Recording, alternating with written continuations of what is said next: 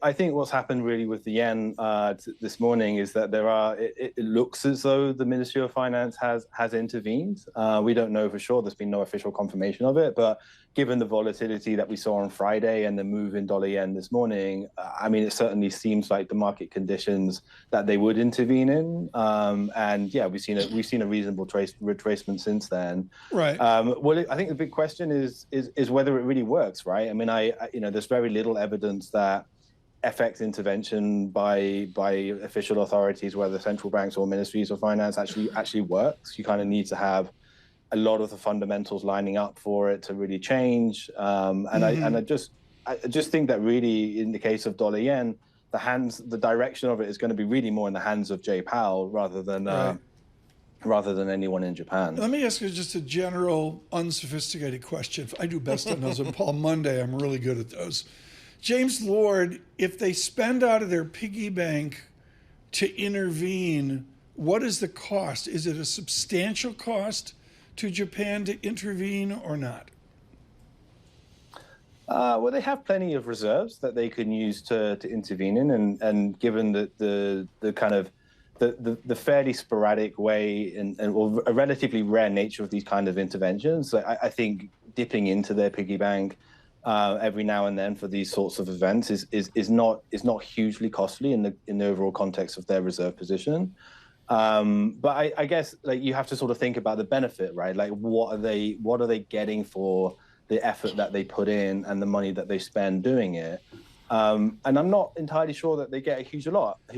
I mean, they can buy some time, right? The benefit is that they get some time where the market starts to stabilize temporarily, starts to reassess. Maybe people who are long dollar yen kind of just nurse their injuries for a little bit.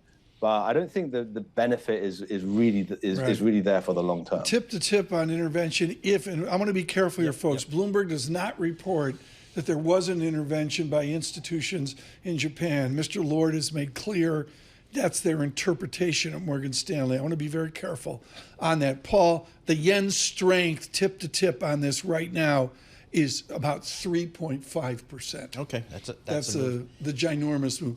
That's like a normal day in the, name the Polish zloty or whatever. Exactly. James, why doesn't, just for those of us who don't follow this day to day, why wouldn't the central bank come out and say that what they did or did not do, number one? Number two, if they're out there buying yen, aren't they calling your trader at Morgan Stanley or Goldman Sachs saying, buy yen for me? Wouldn't you guys know? How does that all work? Well, I think they'll go mostly by the local banks. And by local banks, I mean not the representatives of foreign banks that are working in Japan. I think mostly that would be done by the Japanese banks. At least that's the kind of history and the market color that we get when these sorts of events happen. And eventually, they will confirm it. I mean, I think at the end of the month, at the end of May, they'll report the official intervention data that gets reported on a monthly basis, and in there we will see whether or not they've intervened. And I think maybe that kind of strategic ambiguity in the short term is helpful for them, because if they come out and say, actually no, we didn't intervene now, then a lot of investors would see that as a green light to start buying some dollars again, and they clearly don't really want to do that. And if they confirmed it now, then it would just result in a lot more questions about how much, and is this going to be a new policy? And so I think for the time being, they'll just let the market keep guessing and just wait for that official confirmation to come out at the end of May.